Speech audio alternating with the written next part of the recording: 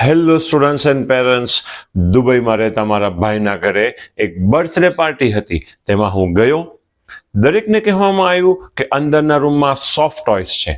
તમે કોઈ પણ એક સોફ્ટ ટોય સિલેક્ટ કરો જે તમને રિપ્રેઝન્ટ કરતું હોય. મેં એક નાનકડું એવું ચિમ્પ લીધું. મેં બીજાને કમ્પ્લેન કરતા પણ જોયા કે અમને જે ટોય જોઈએ છે એ ઓલરેડી બીજા કોઈએ લઈ લીધું છે, અને અમુક લોકો ફન પણ કરી રહ્યા હતા.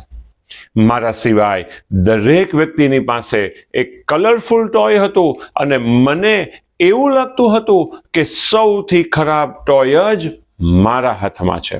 ત્યારબાદ દરેકને એક સિમિલર સાઇઝ અને શેપ વાળો ગ્લાસ આપવામાં આવ્યો અને કહેવામાં આવ્યું કે તમે તમારા સોફ્ટ ટોયને આ ગ્લાસની અંદર મૂકી દો. નેચરલી અમુક લોકો પાસે જે સોફ્ટ ટોય એ ગ્લાસના શેપ જેટલું જ હતું તેણે ઇઝીલી મૂકી દીધું.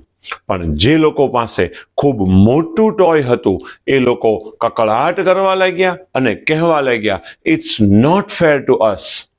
આ પ્રકારના લોકો કે જેને આ ગેમમાં હારી જવાનો ડર હતો તેઓ સ્ટ્રેસ અનુભવવા લાગ્યા. દોસ્તો, આ સ્ટોરીની અંદર જે ડિફરન્ટ ટોયસ છે એ આપણી લાયકાત અને યુનિક પર્સનાલિટી છે, અને ગ્લાસ જે બધા માટે ઇક્વલ સાઇઝ અને શેપ વાળો છે એ આપણો એક્ઝામ પેપર છે.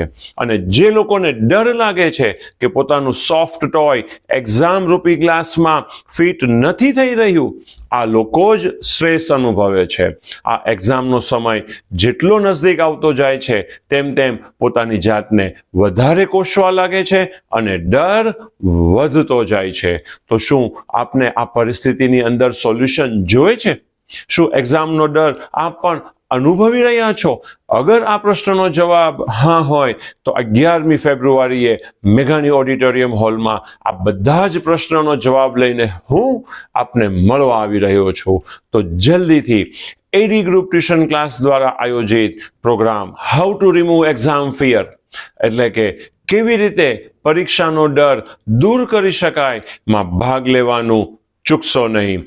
વધારે માહિતી માટે નીચે આપેલ નંબર ઉપર સંપર્ક કરો. Thank you.